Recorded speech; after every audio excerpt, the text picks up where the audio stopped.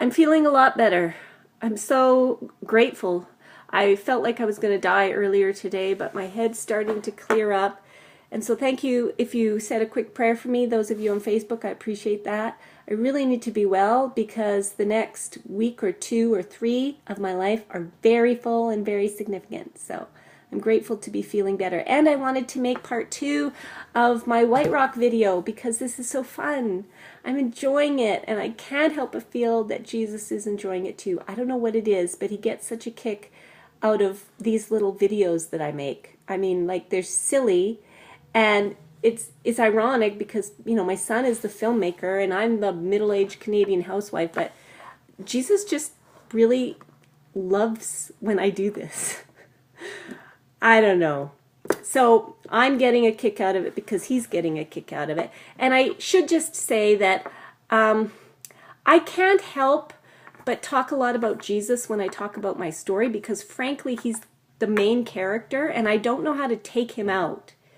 You know, it's like reading the Gospel of John and taking all the Jesus parts out. Like, he's the hero of my story. He's the main character. He's the author. He's the beginning and the end of it. So you're kind of stuck with the Jesus-ness of this whole thing. And so I wanted to share with you 2 memories from White Rock that I didn't share last time. The first one is kind of a vague memory of when I was really little. I have this impression that I played this game, and I'll just call it the Prince Charming game because I think there was a place that I used to go when I was a little girl where I would play this game where I would imagine that Prince Charming was coming to get me.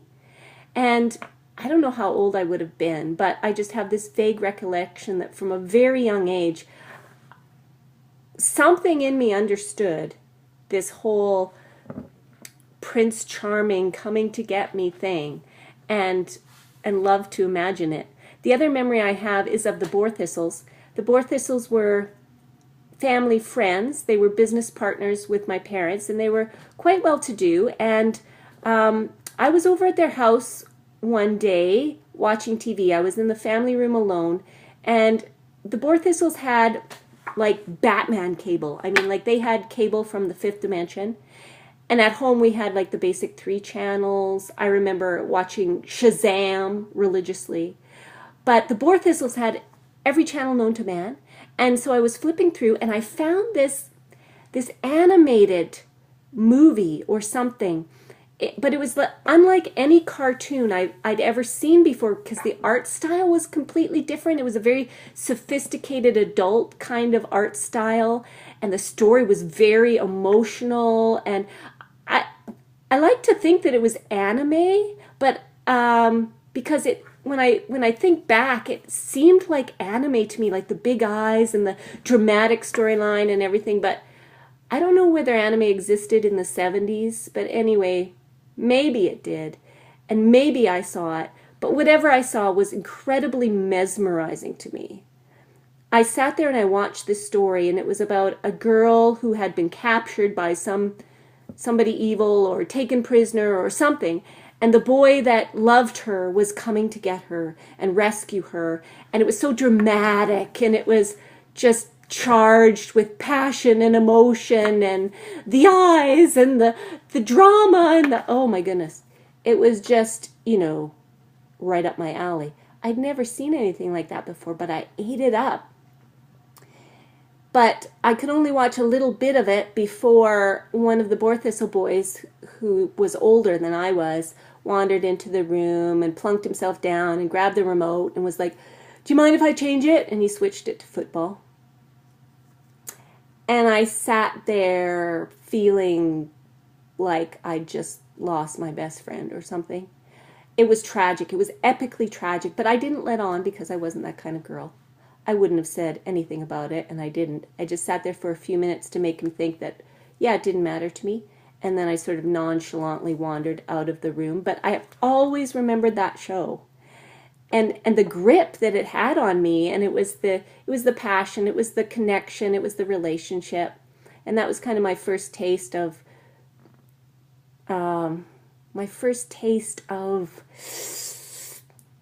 what would you call it?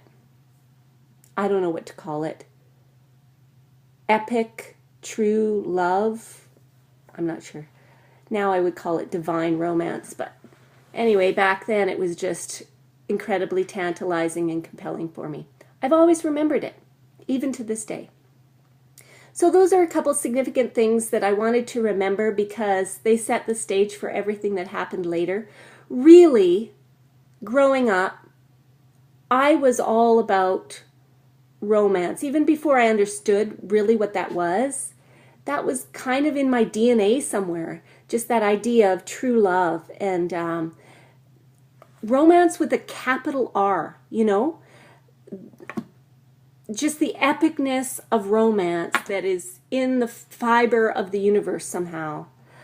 I understood that even before I understood it, if that makes any sense.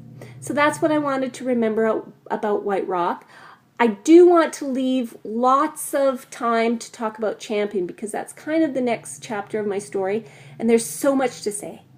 I mean, I think I was in Champion for 5 years, but there's just a boatload of stuff I could say about Champion, tons of things that happened, so many good stories. Anyway, I'll maybe talk about the years between White Rock and Champion next time, and then I'll plunge into Champion and talk about that for a week and a half. So you can look forward to that. I know I will. Anyway, thanks for listening, guys. Bye for now.